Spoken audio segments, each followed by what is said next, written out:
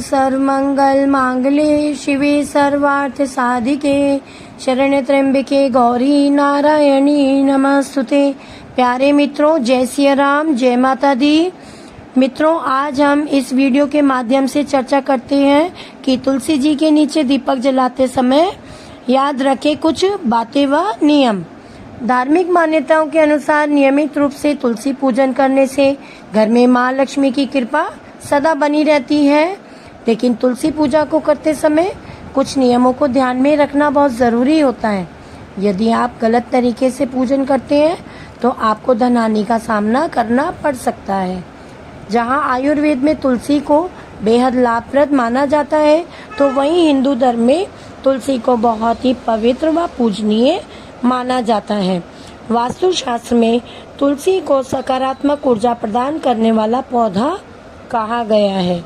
जहाँ पर तुलसी का पौधा लगा होता है और हर दिन उसकी पूजा की जाती है और जल से सींचा जाता है, वहाँ पर सदैव भगवान विष्णु और माँ लक्ष्मी की कृपा बनी रहती है। ऐसे घरों में कभी भी खुशहाली व धन दाने की कमी नहीं होती है।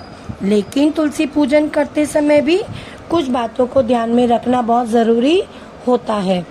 तुलसी पूजन के समय की गई कुछ गलतियों के कारण आपको धन हानि उठानी पड़ सकती है।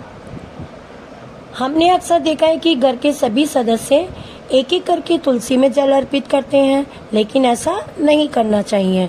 ऐसा करने से तुलसी की जड़ को नुकसान पहुंचता है, जिससे वह सूख जाती है और तुलसी का सूखना शुभ नहीं माना जाता है। यदि आप रोजाना तुलसी पूजन करते हैं एवं जल चढ़ाते हैं तो इस बात का विशेष ध्यान रखें कि एकादशी व रविवार के दिन तुलसी में जल नहीं चढ़ाएं। तुलसी के पौधे को सूरज ढलने के बाद में छूना वर्जित बताया गया है। यदि आपको पूजन या अन्य काम के लिए तुलसी को तोड़ना हो तो सुबह का समय ही सही रहता है। अक्सर लोग तुलसी को चुनरी उड़ाने के बाद उसे बदलते नहीं हैं, पर हमें ऐसा नहीं करना चाहिए। अन्य देवी देवताओं की तरह तुलसी के वस्त्र भी हमें उचित समय पर बदलते रहना चाहिए। तुलसी तोड़ते समय ध्यान रखें कि पहले प्रणाम करने के बाद ही पत्ते तोड़ें। इसके साथ ही इस बात को भी ध्यान में रखना चाहिए कि तुलसी कभी भी नाखून से खींचकर नहीं तोड़नी चाहिए।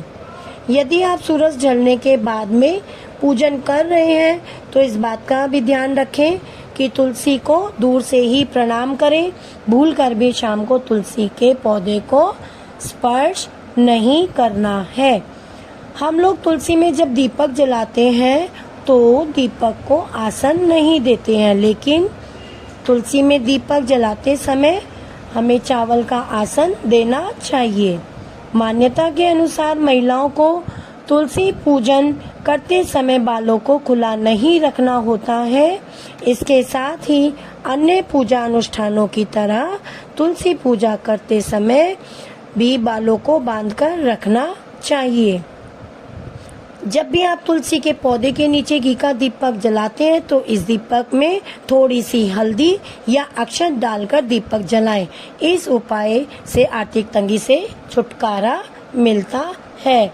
जय श्री राधे। ओम नमो भगवते वासुदेवाय नमः।